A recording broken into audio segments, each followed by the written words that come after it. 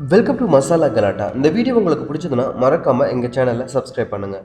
முன்னாள் முதல்வர் ஜெயலலிதா அதிமுகவின் பொதுச் செயலாளராக பதவி வகித்தார். அவரது மறைவுக்கு பின்னர் தற்காலிக பொதுச் செயலாளராக பொதுக்குழுவால் சசிகலா தேர்ந்தெடுக்கப்பட்டார். ஆனால் அவரது தேர்வு அதிமுக சட்ட விதிகளின்படி தவறு என ஓபிஎஸ் அணி மல்லுக்கட்டி வருகிறது. சசிகலா அதிமுக பொதுச் செயலாளர் பதவியை கைப்பற்றியதும் அவரது புகைப்படம் அடங்கிய பேனர்கள் அதிகமாக அதிமுக தலைமை கழகத்தை ஆக்கிரமித்து இருந்தது. ஜெயலலிதா இருக்கும் வரை சசிகலாவின் புகைப்படம் எதிலும் இடம்பெறாது. ஆனால் அவரது மறைவிற்கு பின்னர் சசிகலா பொதுச் செயலாளர் ஆனதும் சசிகலாவின் புகைப்படமே பிரதானப்படுத்தப்பட்டது. இந்நிலையில் சசிகலா சொத்து குவிப்பு வழக்கில் சிறைக்கு சென்றார். அதன் பின்னர் சசிகலாவின் புகைப்படத்தை உபயோகிப்பதை கொஞ்சம் கொஞ்சமாக குறைத்து வந்தனர் அதிமுகவினர். அதன் உச்சகட்டமாக ஆர்கே நகர் இடைத்தேர்தலின் போது சசிகலாவின் பெயர் மற்றும் புகைப்படம் முற்றிலுமாக புறக்கணிக்கப்பட்டது.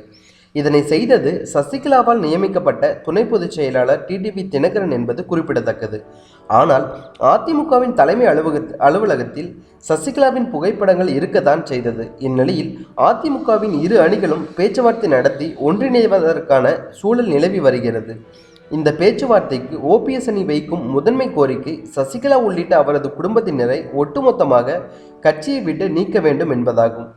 இந்த அணிகள் ஒன்றிணைப்பதற்கான பேச்சுவார்த்தை ராயப்பேட்டையில் உள்ள அதிமுக தலைமை அலுவலகத்தில் தான் நடைபெற உள்ளது. இதனை அடுத்து அதிமுக தலைமை அலுவலகத்தில் உள்ள சசிகலாவின் புகைப்படங்கள் அடங்கிய பேனர்கள் அனைத்தும் அகற்றப்பட்டுள்ளது.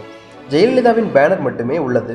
மேலும் இது போன்ற பல சுவாரஸ்யமான தகவலை தெரிஞ்சுக்கொள்ள எங்கள் சேனலை சப்ஸ்கிரைப் பண்ணுங்கள், லைக் பண்ணுங்கள், ஷேர் பண்ணுங்கள். Thank you so much.